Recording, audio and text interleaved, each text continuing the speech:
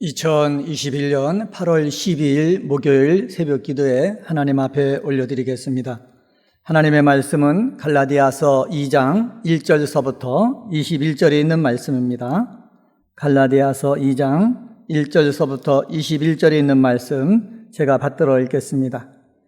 14년 후에 내가 바나바와 함께 디도를 데리고 다시 예루살렘에 올라갔나니 계시를 따라 올라가 내가 이방 가운데서 전파하는 복음을 그들에게 제시하되 유력한 자들에게 사사로이 한 것은 내가 다름질하는 것이나 다름질한 것이 헛되지 않게 하려 함이라.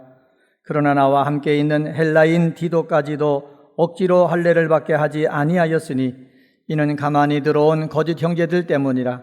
그들이 가만히 들어온 것은 그리스도 예수 안에서 우리가 가진 자유를 엿보고 우리를 종으로 삼고자 함이로되 그들에게 우리가 한시도 복종하지 아니하였으니 이는 복음의 진리가 항상 너희 가운데 있게 하려 함이라.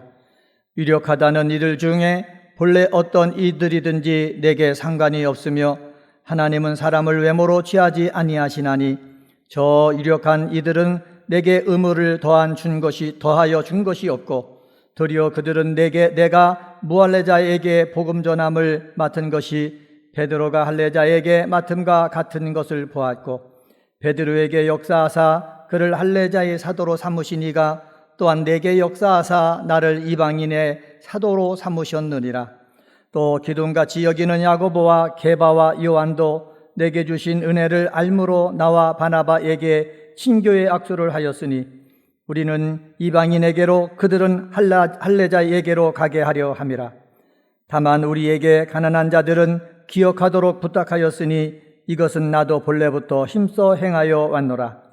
게바가 안디옥에 이르렀을 때에 책망받은 일이 있기로 내가 그를 대면하여 책망하였노라. 야고보에게서 온 어떤 이들이 이르기 전에 게바가 이방인들과 함께 먹다가 그들이 오매 그가 할례자들을 두려워하여 떠나 물러가매 남은 유대인들도 그와 같이 외식함으로 바나바도 그들의 외식에 유혹되었느니라. 그러므로 나는 그들이 복음의 진리를 따라 바르게 행하지 아니함을 보고 모든 자 앞에서 게바에게 이르되 내가 유대인으로서 이방인을 따르고 유대인답게 살지 아니하면서 어찌하여 억지로 이방인을 유대인답게 살게 하려느냐 하였노라. 우리는 본래 유대인이요 이방 죄인이 아니로되 사람이 의롭게 되는 것은 율법의 행위로 말미암음이 아니요 오직 예수 그리스도를 믿음으로 말미암은 줄 알므로 우리도 그리스도 예수를 믿나니 이는 우리가 율법의 행위로서가 아니고 그리스도를 믿음으로써 의롭다 함을 얻으려 함이라. 율법의 행위로서는 의롭다 함을 얻을 육체가 없느니라.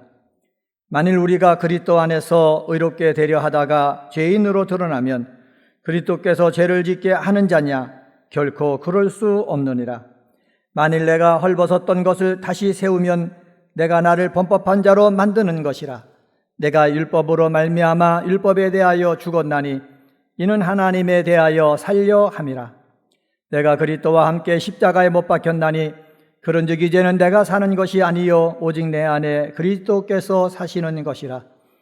이제 내가 육체 가운데 사는 것은 나를 사랑하사 나를 위하여 자기 자신을 버리신 하나님의 아들을 믿는 믿음 안에서 사는 것이라.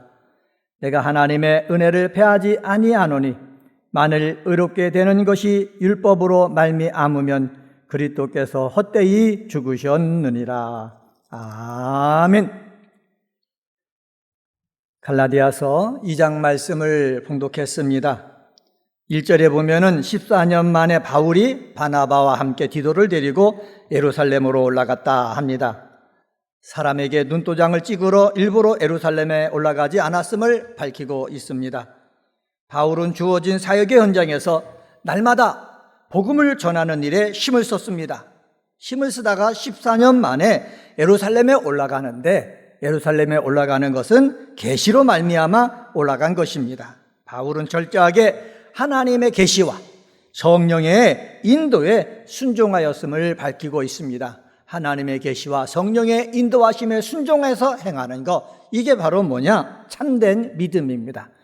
오늘은 갈라디아서 2장에 있는 말씀 가지고 참된 믿음이란 제목으로 말씀을 전하겠습니다.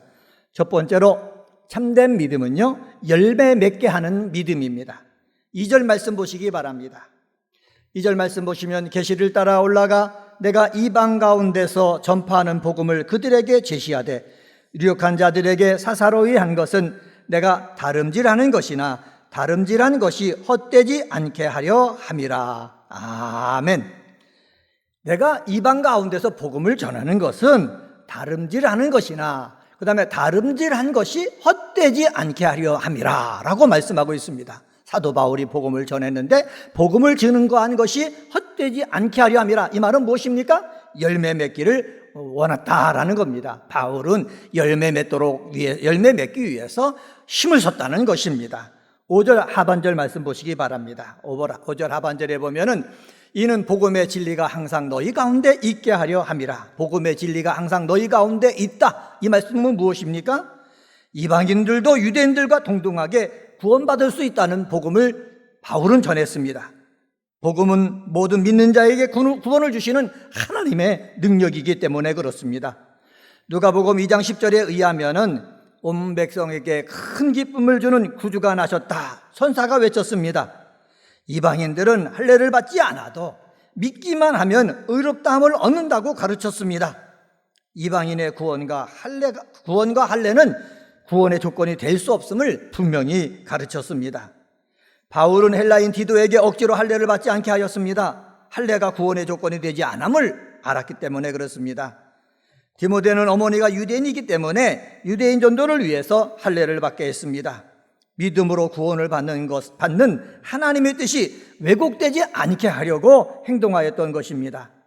사랑하는 성도 여러분, 나의 행동 때문에 복음이 왜곡되거나 변질되지 않도록 우리가 행동을 해야 됩니다. 왜 그렇습니까? 사탄이 기회를 엿보다가 우리의 작은 실수를 이용해가지고 교회를 어지럽게 만들고 그리고 내가 복음을 전한 사람들의 믿음을 흩어버리기 때문에 그렇습니다. 베드로는 유대인의 사도로, 그리고 하나님은 바울을 이방인의 사도로 세우셨습니다. 바울은 자신을 이방인의 사도로 세우시고 사용하시는 하나님의 주권을 보여줬습니다. 야고보와 베드로와 요한도 바울을 이방인의 사도로 알고 인정하는 악수를 하였습니다. 하나님의 뜻을 제대로 아는 자는 바울과 교제의 악수를 합니다. 그런데 하나님의 뜻을 잘 모르면 침묵하고 주어진 일에 최선을 다하면 되는 것입니다. 근데 모르는 사람이 잘못됐다고 얘기하면 문제가 되는 거예요. 이렇게 모든 일에 어떻게 중심이 바로 뭐냐? 복음을 전했을 때 복음에 대한 열매를 맺게 하는데 중심을 두고 내가 행하면 되는 것입니다. 은혜광성교회에서 믿음 생활하고 기도 생활하는 사랑하는 기도의 동역자 여러분, 오늘도 기도하면서 여러분 삶에 열매가 맺게 하는 역사가 여러분을 통해 있게 되어지기를 바랍니다.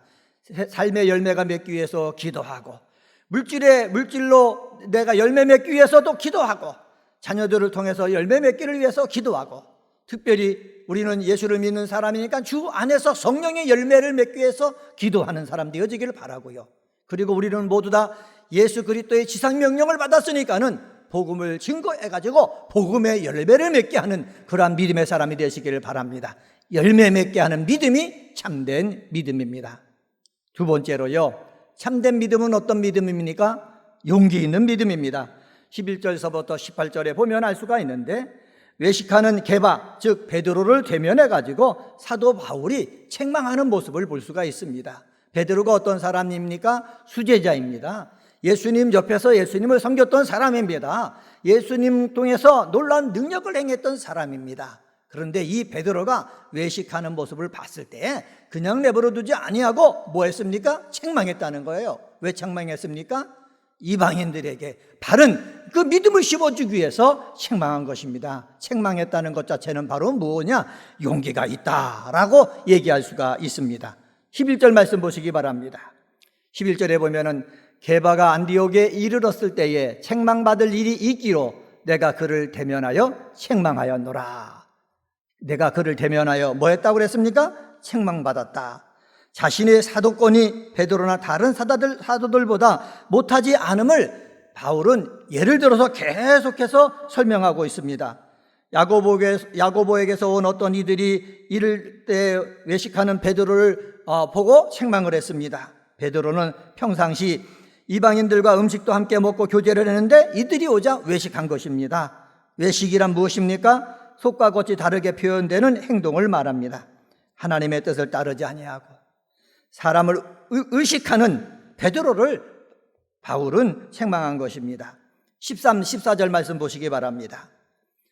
남은 유대인들도 그와 같이 외식함으로 바나바도 그들의 외식에 유혹되었느니라. 14절 말씀 보면은 그러므로 나는 그들이 복음의 진리를 따라 바르게 행하지 아니함을 보고 모든 자 앞에서 게바에게 이르되 내가 유대인으로서 이방인을 따르고 유대인답게 살지 아니하면서 어찌하여 억지로 이방인을 유대인답게 살게 하려느냐 하였노라. 여기서 뭐라고 말씀하고 있습니까? 그들이 복음의 진리를 따라 바르게 행하지 아니함을 봤다 얘기했습니다. 사도도 복음의 진리에 따라 바르게 행하지 않았을 때에 바르게 행하지 않은 것을 지적할 수 있는 것, 그게 바로 무엇입니까? 용기라는 것이죠. 여러분, 기도하는 사람은 용기가 있어야 되는 것입니다. 나라가 잘못 가고 있다 그랬을 때 잘못 가고 있다는 것을 말할 수 있는 용기가 있어야 되는 것입니다. 하나님을 믿는 사람들은 용기가 있어야 되는 것입니다. 이 나라 정치가 잘못 가고 있다, 경제가 잘못 가고 있다, 교육이 잘못되고 있다라는 것을 깨달았으면 지적할 수 있는 그러한 영적인 용기가 우리 은혜광성의 믿음의 식구들에게 있게 되어지기를 주님의 이름으로 간절히 축원합니다. 왜 사도 바울이 용기를 낼 수 있었습니까? 그것은 바로 뭐냐? 사람이 의롭게 되는 것은 율법의 행위가 아니라 믿음인 것을 확신했기 때문에 그런 것입니다. 우리도 믿음을 갖다가 바로 확신할 때에 용기 있는 믿음 가지고 생활하게 되는 줄 믿습니다. 셋째로, 참된 믿음은 어떤 믿음입니까?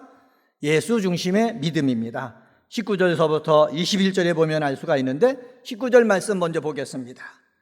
내가 율법으로 말미암아 율법에 대하여 죽었나니 이는 하나님에 대하여 살려 함이라. 여기서 죽었다라는 말을 하고 있지 않습니까? 여기 죽었다 그런데 누가 죽었다고 그랬습니까? 내가 죽었다는 거예요. 내가 율법을 통하여 율법에 대하여 죽었기 때문이다, 이렇게 내가 문자적으로 해석할 수가 있거든요. 바울의 용법에서 무엇에 대하여 죽었다라는 표현은 그것과의 관계가 완전히 끊어져서 더 이상 요구받을 일도 더 이상 지배받을 일도 없음을 의미하는 것입니다. 율법에 대해서 더 이상 지배받을 일이 없다라는 것입니다. 이것이 어디서 나옵니까? 예수 중심의 믿음에서 나오는 것입니다. 예수님이 있으면은 율법 상관없다는 거예요. 율법에 대해서 더 이상 지배받을 필요가 없다는 거예요. 예수님께서 율법을 완성했기 때문에 우리는 예수 믿으면은 율법에 대해서 자유롭게 되어진다. 이 믿음이 누구에게 있었다? 바울에게 있었다는 것입니다. 20절 말씀 보시기 바랍니다. 여러분들이 잘 알고 계시는 말씀인데 내가 그리스도와 함께 십자가에 못 박혔나니 그런즉 이제는 내가 사는 것이 아니요 오직 내 안에 그리스도께서 사시는 것이라. 이제 내가 육체 가운데 사는 것은 나를 사랑하사 나를 위하여 자기 자신을 버리신 하나님의 아들을 믿는 믿음 안에서 사는 것이라.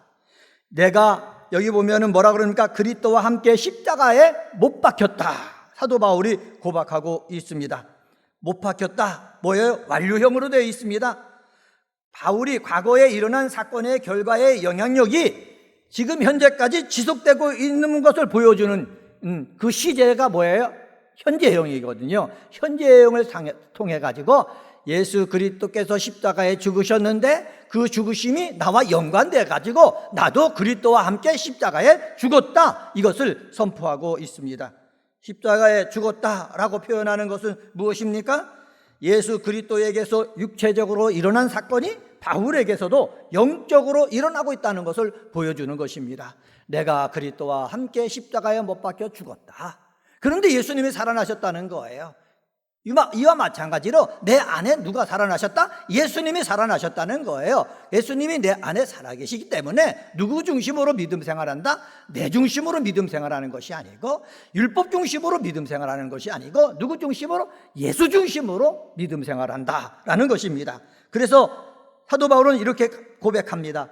이제 내가 육체 가운데 사는 것은 나를 사랑하사 나를 위하여 자기 자신을 버리신 하나님의 아들을 믿는 믿음 안에서 사는 것이라 고백하고 있습니다.